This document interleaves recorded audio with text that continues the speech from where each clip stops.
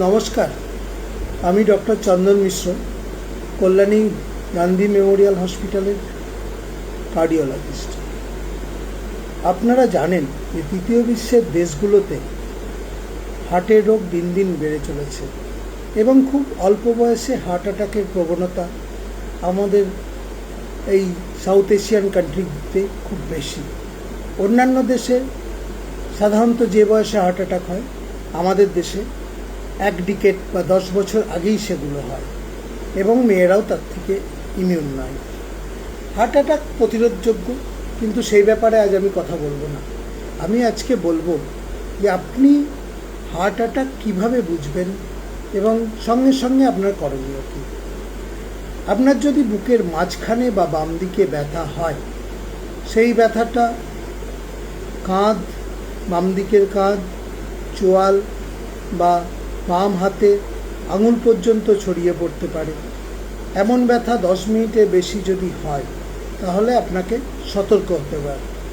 মনে রাখবেন, হার্ট অ্যাটাকের ব্যথা পেটের নাভির থেকে অ্যাঙ্গেল অফ দ্য জ বা চোয়াল পর্যন্ত যে কোনো জায়গায় হতে পারে।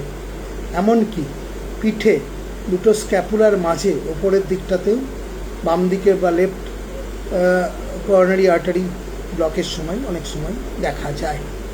ডান দিকে সাধারণত ডান হাতে খুব কম ক্ষেত্রেই রেডিয়েশন হয়, তবে হতে পারে।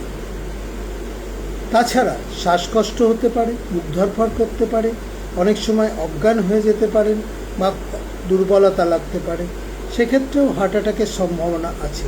বিশেষ করে ডায়াবেটিস, উচ্চ রক্তচাপযুক্ত পেশেন্ট, ক্রনিক কিডনি ডিজিজ বা ওল্ড এজে অনেক সময় ব্যথা বোঝা যায় না, তাদের ক্ষেত্রে খুব দুর্বলতা, একটু শ্বাসকষ্ট, বুকে ব্যথা বা বুকে একটা অস্বস্তি বা জ্বালাও হতে পারে।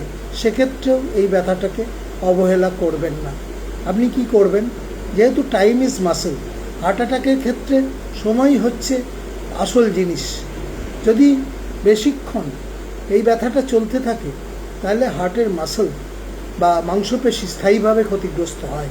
সেজন্য সঙ্গে সঙ্গে আপনার উচিত যে দেরি না করে, যদি আপনার মনে হয় ব্যথাটা, কারণ হার্ট অ্যাটাকের ব্যথা জানান দেয় তীব্র ব্যথা, এই ব্যথা জীবনে একবারই হয়।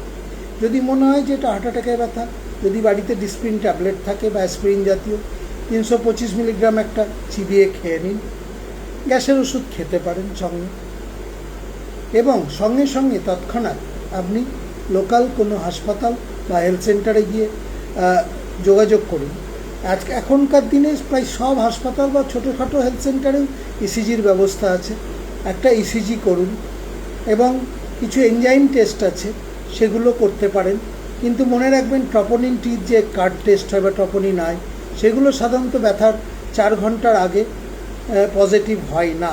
কাজেই নেগেটিভ হলেই আপনি নিশ্চিন্ত প্রথমে, তা নয়, পরে একবার রিপিট করতে হয়। প্রথম ইসিজিতে যদি অসুবিধা থাকে, তাহলে পরে আবার 10 মিনিট পরে বা 1 ঘন্টা পরে একটা ইসিজি রিপিট করতে হয়। আপনার ডাক্তারবাবু এ ব্যাপারে আপনাকে গাইড করতে পারবেন। এবং মনে রাখবেন, হার্ট অ্যাটাকের চিকিৎসা যদি প্রথম 3 ঘন্টার মধ্যে, বিশেষ করে প্রথম ঘন্টার মধ্যে চালু হয়, তবে আপনার ক্ষতির সম্ভাবনা খুব কম। আদারওয়াইজ যখন ব্যথাটা প্রায় 3 ঘন্টার পরে বা অনেকে কি হয়, গ্যাস বলে আমরা গোটা রাত্রি কাটিয়ে দিই, অথবা অনেকটা সময় আমরা কাটিয়ে দিই। সেক্ষেত্রে হার্টের মাসলগুলো, যেহেতু হার্টের রক্ত চলাচল ক্ষতিগ্রস্ত হয়, কিছু ক্ষেত্রে টোটাল ব্লক হয়, কিছু ক্ষেত্রে পার্সিয়াল ব্লক হয়, ইনকমপ্লিট ব্লক হয়, সেক্ষেত্রে হার্টের মাসলগুলো ক্ষতিগ্রস্ত হয় এবং যত সময় যাবে তত হার্টের মাসলগুলো পচন ধরে এবং আস্তে আস্তে ক্ষতিগ্রস্ত হয়।